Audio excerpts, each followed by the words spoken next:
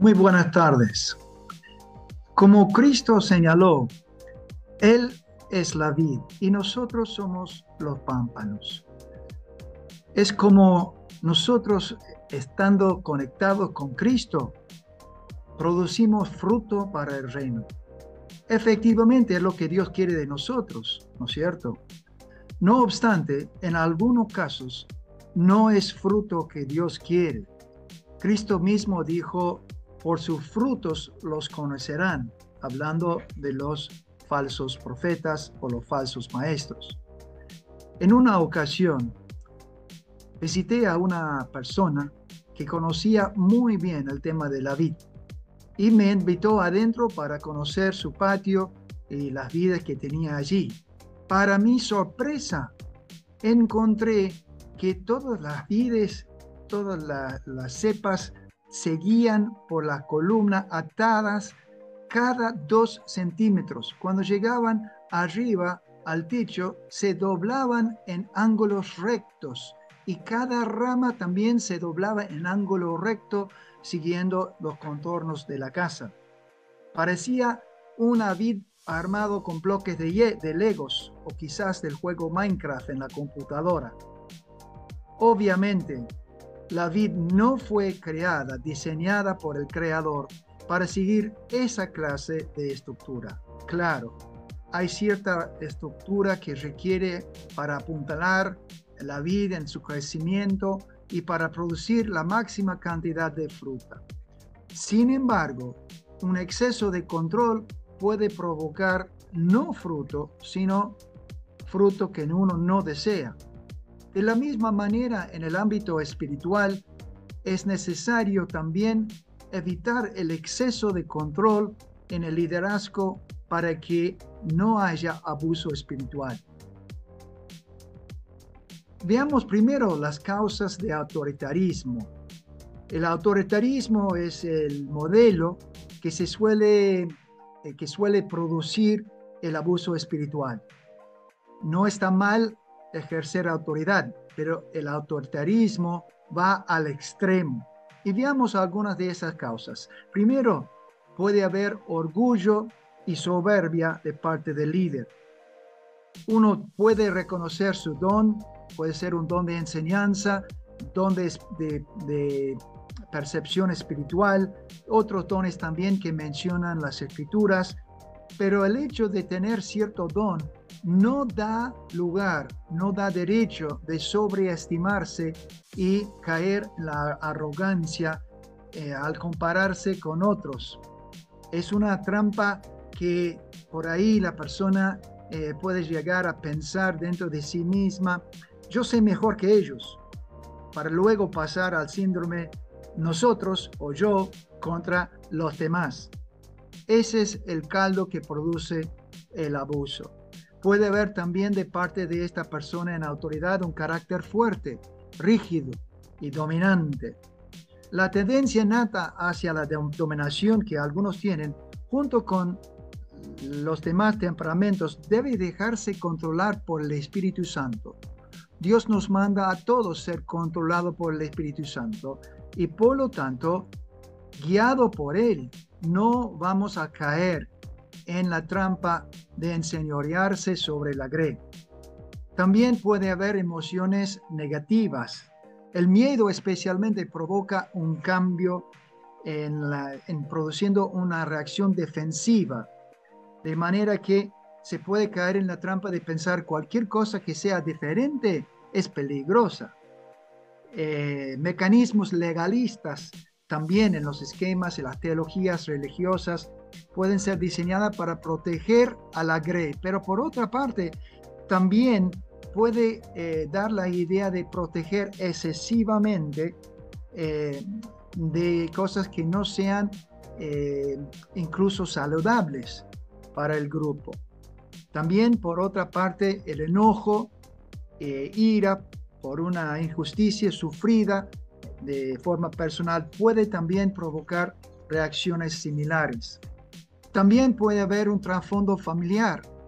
Cuando uno se cría en una familia abusadora, sea mostrando aspectos de abuso físico, sexual, emocional o espiritual, pueden llevar a la persona a considerar que ese modelo es normal y por varios motivos puede llegar a legitimarse el autoritarismo en cualquier forma. Puede haber un trasfondo cultural que es proclive a fomentar esta clase de pensamiento. La preferencia para la autoridad autocrática o participativa es algo bien marcada en la persona desde una temprana edad. Hay ciertas culturas, por ejemplo, en la cultura latinoamericana tenemos la tendencia a preferir el caudillismo, sea un buen caudillo o no, pero es el modelo que se prefiere. También dentro de distintos grupos teológicos, especialmente de la teología conservadora, el énfasis en la obediencia absoluta y la sumisión ciega promueve un caldo de abuso espiritual.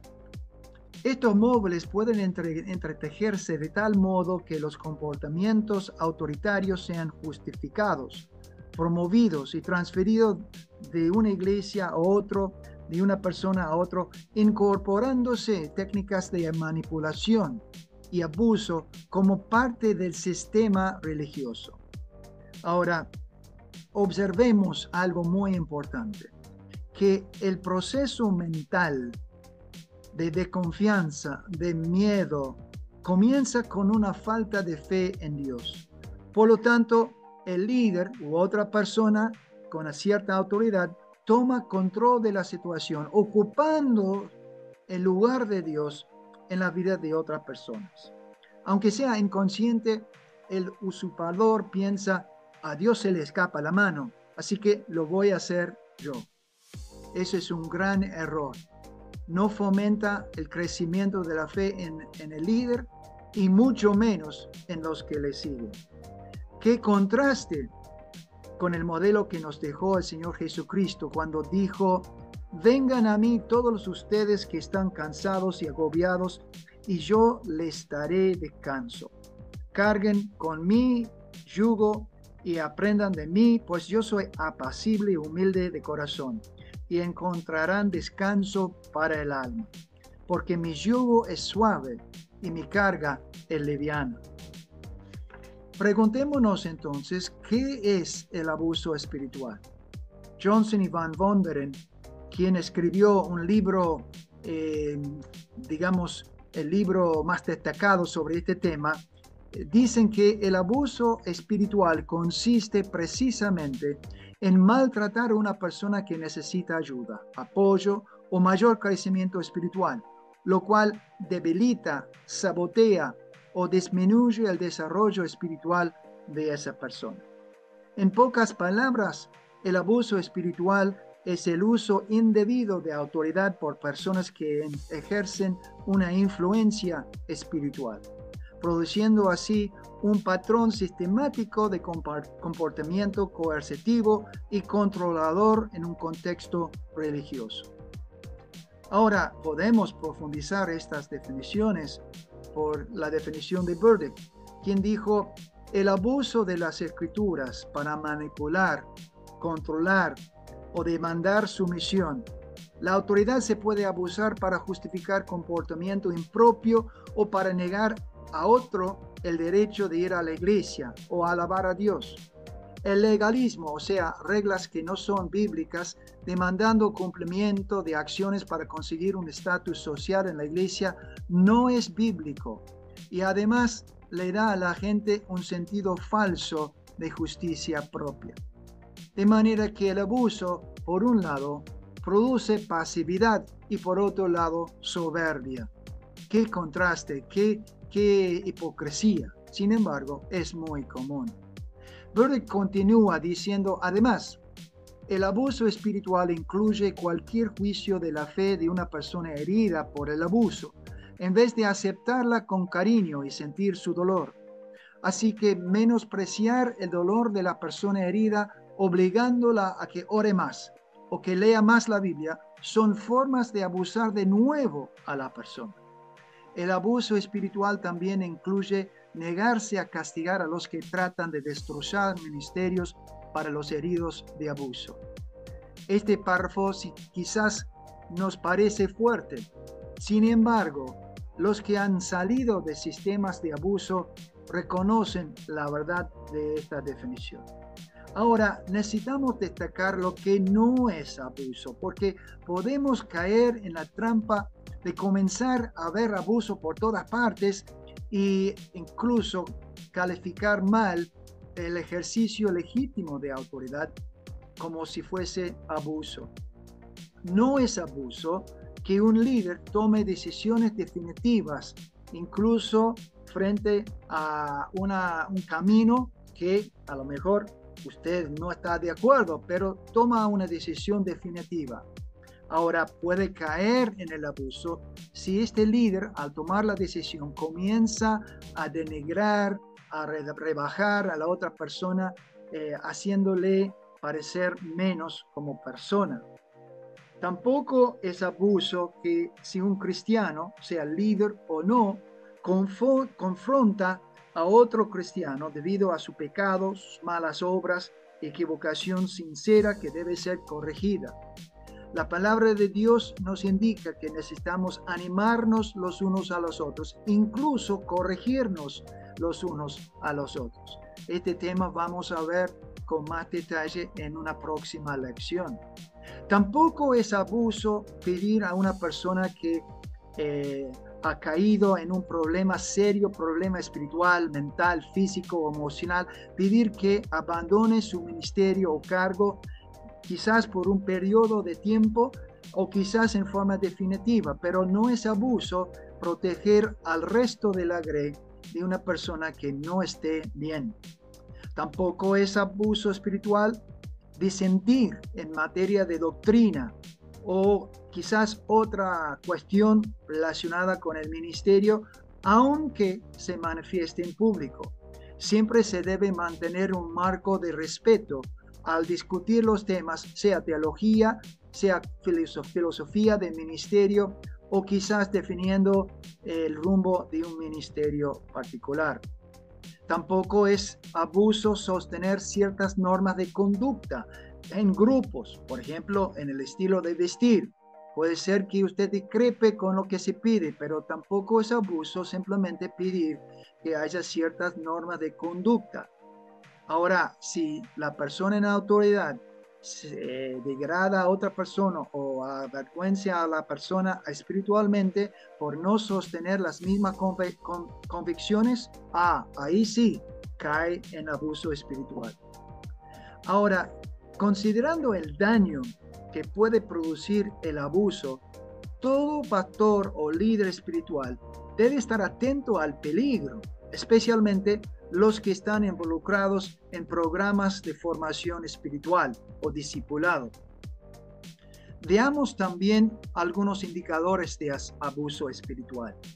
Primero, la persona asume su autoridad en base a su posición de poder. A lo mejor se concentra en una autoridad espiritual, un llamado especial, su jerarquía, sus años de iglesia, pero eso no da autoridad espiritual. Se puede crear un clima de miedo y vergüenza, por un lado, ufanándose de tener la razón, y por el otro, avergonzando a los que difieren. Blackaby tiene razón. La dictadura espiritual suele ser la forma más opresiva de tiranía. También hay una preocupación por el desempeño, por la muestra exterior de ciertas normas de espiritualidad. Esto suele venir con el legalismo, una serie de interpretaciones que se imponen, quizás sean ciertas, quizás no, pero debemos debatir el tema para no caer en movilizar al pueblo de Dios por medio de obligación o por un motivo legalista. Los que aceptamos el Nuevo Testamento como autoridad tenemos que reconocer la importancia de motivar a la gente por medio de la gracia. También puede haber reglas tácitas, es decir, son reglas dentro del grupo, dentro de la iglesia, que nadie se menciona esas reglas, pero todos saben que la cosa es así. Y puede resultar, si uno rompe una de esas reglas, puede caer en evitar contacto con la persona que quiebre la regla, o quizás una disciplina excesiva, dura y estricta, que no produce la sanación de la persona, sino provoca una herida más profunda. Sin duda, también puede haber un desequilibrio. Puede haber dos extremos en este caso. Por un lado, un desequilibrio yendo por el lado de un intelectualismo, donde las personas se esfuerzan en el estudio de las escrituras, la capacitación académica, pero se ufanan de su conocimiento en desmedro de los demás. Por otra parte, otro grupo puede caer en otro extremo, donde se enfatiza la experiencia subjetiva, una experiencia mística en menosprecio de claras enseñanzas bíblicas. También suele ocurrir una paranoia, una actitud defensiva, de trinchera. Nosotros vamos a escondernos detrás de nuestras barreras protectivas de doctrina, de política, sea lo que sea, dando a entender que nosotros somos los únicos que tenemos la razón. Nuestra doctrina es la correcta y solo nosotros tenemos la correcta doctrina. De manera que si uno resiste esa autoridad o tiene una actitud más abierta, se toma como una resistencia personal o una amenaza al líder en particular. Por lo tanto, no es permitido mostrar disenso bajo ningún punto de vista. Por tanto, se dan el lujo, los líderes, por esta clase de liderazgo, se dan el lujo de hacer cosas que no permiten que sus seguidores hagan. También hay una lealtad mal asignada. Las preguntas no se hacen, solamente se exige una lealtad ciega al líder. Las explicaciones no se dan. Se utilizan las amenazas, la manipulación o la humillación pública para mantener el orden dentro de las filas. Hay un esfuerzo para crear una dependencia total a la voluntad del líder, sea en lo personal o privada como en lo público. También, finalmente, hay un secreto. Hay un compromiso de no hablar de lo que pasa dentro del sistema, dentro del grupo, dentro de la iglesia. Se mantiene a la gente en un estado de inmadurez a fin de controlarlas mejor. Ahora, ¿qué es lo que produce en la vida de las personas? Hay resultados funestos en sus vidas. Resulta primero en la distorsión de su concepto de Dios. Se deja de creer en un Dios de amor, enfatizando un Dios de justicia. Y la Biblia presenta las dos cosas. Quizás un Dios que tiene expectativas imposibles de cumplir y por lo tanto la gente abandona la iglesia, abandona su fe, tirando todo al tacho, digamos. También hay una distorsión de conceptos bíblicos, tales como la gracia, lo que es el evangelio, la sumisión, el respeto, el perdón y la reconciliación. Estos temas requieren un estudio profundo de la Biblia, quizás replanteando todo lo que ha sido enseñado hasta la fecha y dentro de ese marco psicológico de incertidumbre que se está haciendo bien o no. Este proceso puede durar años, pero es necesario volver a las Escrituras para reorientarse en cuanto a lo que es la verdad. Bueno, hablando de la verdad, hay una distorsión de lo que es la realidad. Produce en la persona herida un daño psicológico en que la víctima se ve imposibilitado de tomar decisiones por sí mismo, o quizás se siente perseguido por el sentir constante de dolor, de ser explotado, de ser humillado. Algunos estudiosos dicen que el abuso de poder en contextos religiosos pueden ser el ejemplo último de daño moral. Los traumas vinculados con lo sagrado están intensificados. Qué horrible que es, pero quedamos con el último de los resultados, el daño emocional. Provoca enojo, amargura, desconfianza, pesar, culpa, vergüenza, el sentir de haber sido traicionado, pasividad, repetición de modelos disfuncionales de autoridad, especialmente mecanismos de control, la sensación de estar permanentemente dañado sin remedio. Síntomas similares a los que sufren el trastorno de estrés postraumático. De hecho, la persona que ha sufrido abuso espiritual ha recibido una trauma, se le ha sacudido los cimientos de su vida. Puede surgir la pregunta si estas condiciones se dan solo en una secta o si la presencia de estas características indica que tal o cual grupo esté en vía de convertirse en una secta. Puede ser, aunque estoy muy renuente de dar la etiqueta a cierto grupo o cierta persona, a no ser que haya pruebas contundentes. Necesitamos ejercer cautela al utilizar este tema para dañar aún más al cuerpo de Cristo. Pero a la vez, les invito a utilizar este contenido para evaluar una situación a fin de proyectar un camino hacia la recuperación y salud espiritual. En situaciones de abuso espiritual, es con gran dificultad que uno logra salir, pero hay un camino, hay esperanza. En una próxima lección hablaremos de cómo responder si se encuentra en una situación de abuso espiritual. Que el Señor te bendiga.